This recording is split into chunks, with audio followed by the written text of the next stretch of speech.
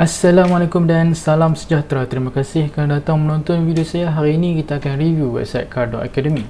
Okey, jadi saya akan search Car Academy. Okey, daripada yang first look kita ni, kita nampak yang Car Academy berada di tempat yang keempat dan dia dikalahkan oleh subdomain loyat.net iaitu forum.loyat.net. Bagi saya, untuk satu website yang profesional, untuk satu website yang official macam Car Academy ni, dia perlu berada atas, lebih atas daripada subdomain mana-mana website lah. Jadi cara untuk dia berada di atas ni, kita akan tengok macam mana SEO ranking tu berfungsi. Saya akan terangkan lah dalam video ni. Jadi kita akan masuk dalam Car Academy. Ok, dia akan loading jap. Ok, dia loading. Ok, kita dah masuk. Ok, first thing first, bila kita buat website, pertama sekali kita jangan autoplay video, ataupun jangan autoplay mana-mana YouTube punya video yang kita embed ataupun yang kita tanam dalam website kita. Ini sebab setengah user kita tak expect sama ada dia suka ataupun dia tak suka dengan video ni.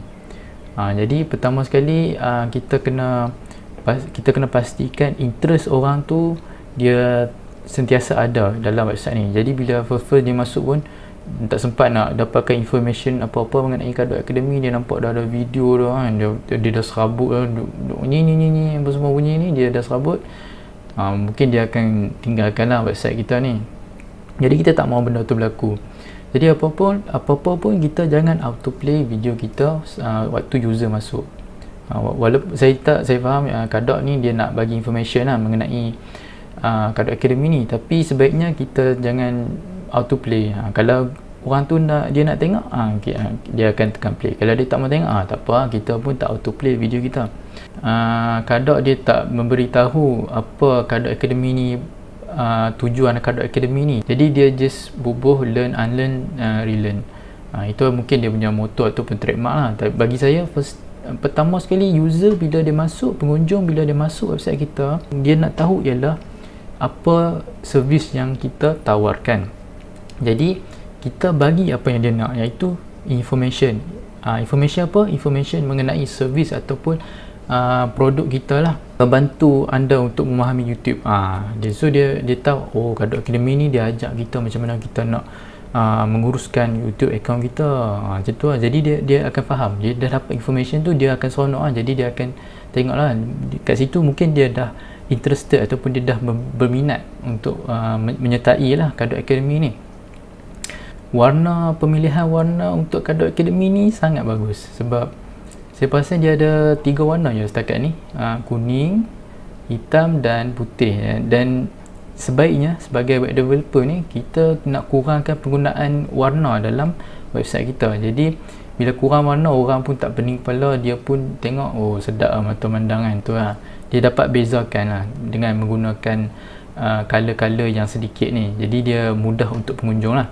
Lepas tu kalau untuk bengkel ni, saya tengok sebaiknya kita buat card lah. Macam ni. Ini adalah contoh card.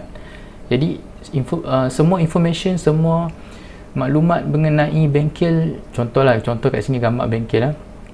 Jadi apa-apa maklumat ataupun information mengenai bengkel ni semua ada kat sini. Jadi yang button daftar sekarang ni pun dia ada dalam card ni.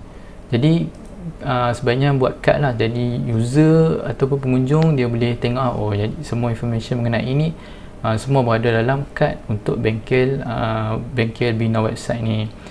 Information ataupun maklumat mengenai bengkel YouTube Car 8.0 ni semuanya ada dalam card ni.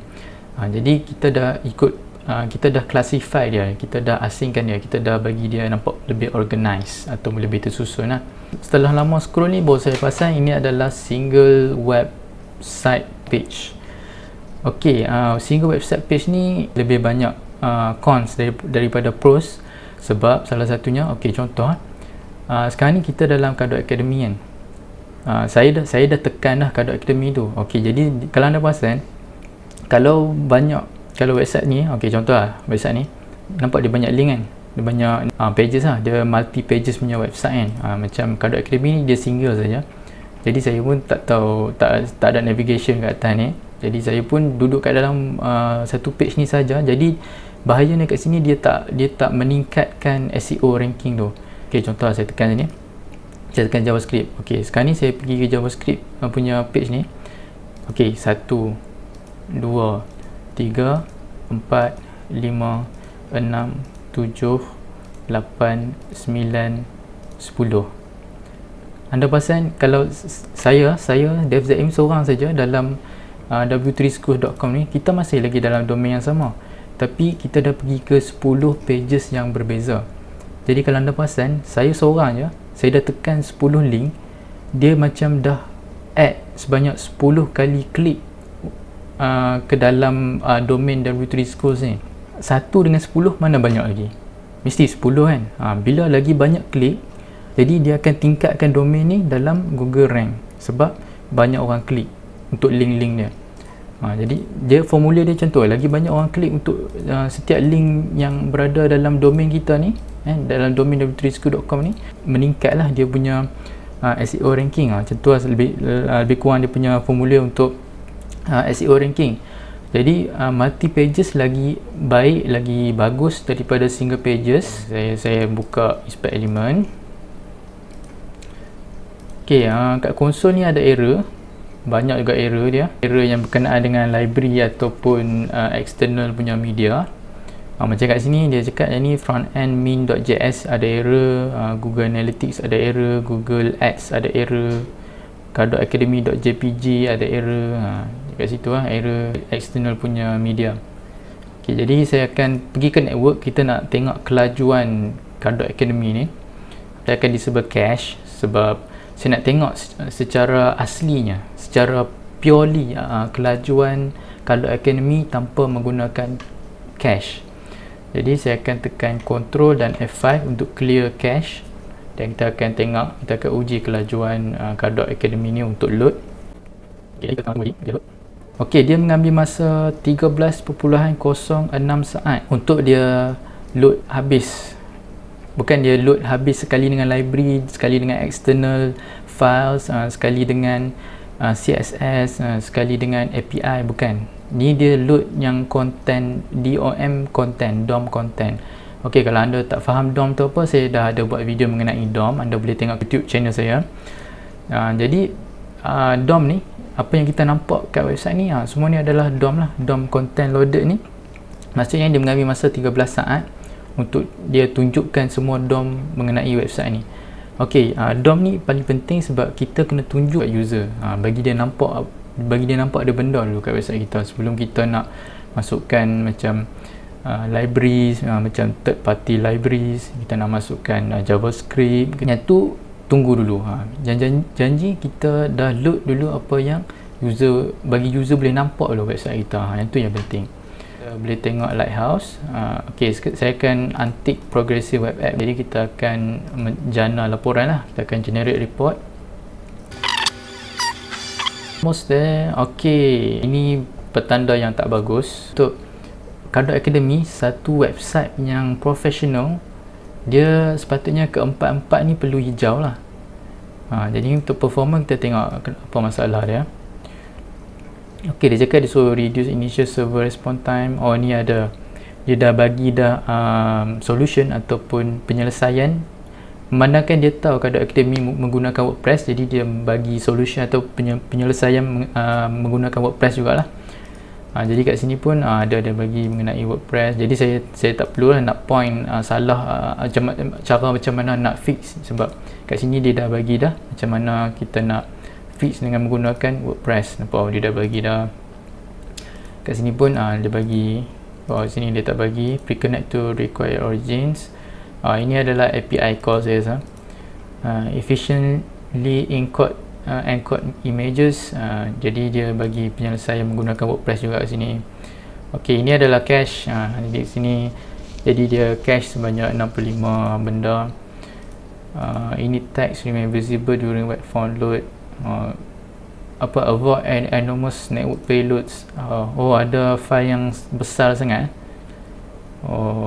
kebanyakannya gambar lah kat sini. Nampak pun dia ada bagi penyelesaian mengenai dengan menggunakan WordPress, jadi saya tak perlu bagi penyelesaian saya sendirilah sebab memandangkan Kardot Academy menggunakan WordPress, jadi dia boleh bacalah penyelesaian dengan menggunakan WordPress kat sini. Dia ada tulis kat sini. Akan tengok accessibility. Accessibility ni lebih kepada cara penggunaan HTML kita.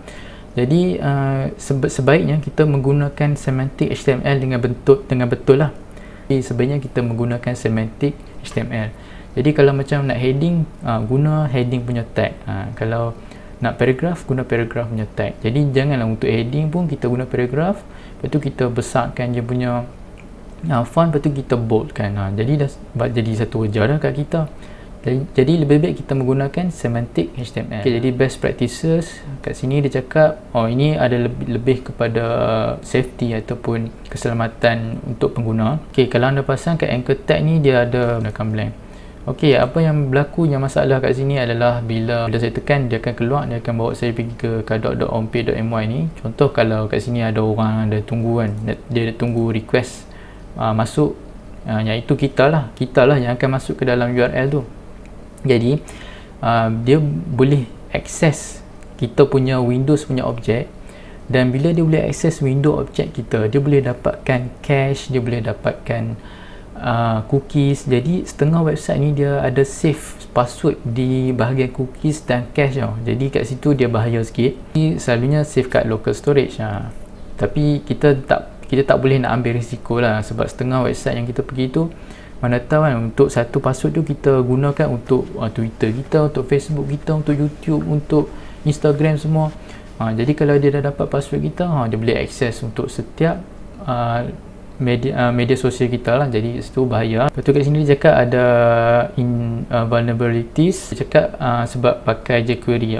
Sekarang ni jQuery ni bagi saya dah sangat kurang dia punya penggunaan tu, sebab vanilla JavaScript pun dah boleh buat features yang selalunya ditawarkan oleh jQuery lah. Mungkin mana-mana WordPress punya plugin dia depend dengan jQuery punya third party punya script. Jadi mungkin sebab tu website Kardot Academy ni dia terpaksa menggunakan jQuery lah. SEO ni sepatutnya 100 lah. Mostly website dia sepatutnya kena 100. Saya rasa satu je salah untuk Kardot Academy ni, sebab dia tak masukkan meta description kat dalam head punya tag. Itu saja dia punya kesalahan saya rasa. Lepas tu kat sini ada error punya konsol tu. Itu sajalah saya rasa yang saya nak komen pasal Kardot Academy punya website ni. Lagi satu, kita kena utamakan page loading kita tu, sebab Google Search ni dia utamakan website yang lagi laju. Contoh kalau dua website menggunakan nama Kardot, Google ni dia macam sangsi lah. Dia macam aku nak pilih mana satu yang perlu duduk lebih atas lagi berbanding pada lagi satu tu. Jadi cara dia nak buat perbezaan tu adalah dengan dia tengok time load kepada website tu. Jadi kalau website Kardot ni dia mengambil masa tadi 13 saat. 13 saat untuk professional website macam Kardot Academy ni memang lambat lah. Sebabnya paling lambat yang sepatutnya professional website ni ada ialah lebih kurang 3 ke 4 saat saja. Itu saja yang dia perlu paling lambat pun, sebab kalau macam syarikat-syarikat besar yang menggunakan website, kalau mereka dapat improve 100 millisecond, dia akan meningkatkan beberapa ratus ribu dia punya income.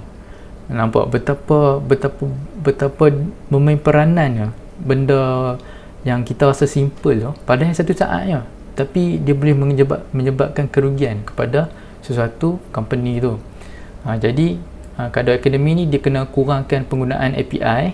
Salah satunya YouTube API, Google API ni, Google Map API ni. Lepas tu kalau boleh video ni tak payah bubuh pun tak apa, nak bubuh boleh tapi jangan bagi autoplay.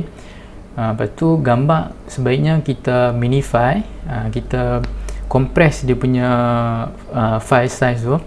Lepas tu untuk JavaScript, CSS punya ataupun mana-mana third library punya script ataupun external punya script, sebaiknya kita minify, kita guna yang minified punya version. Ataupun kalau pakai CDN, sebaiknya pakai CDN yang kita buat sendiri. Sebaiknya kita pakai subdomain punya CDN lah, untuk mengurangkan kita punya load time. Jadi insyaAllah kalau dah buat semua tu, load time pun akan kurang dan user pun akan lebih mesra lah, lebih mesra pengguna lah untuk website Cardo Academy ni. Ok, setakat itu saja video saya kali ini. Terima kasih kerana menonton. Assalamualaikum dan salam sejahtera.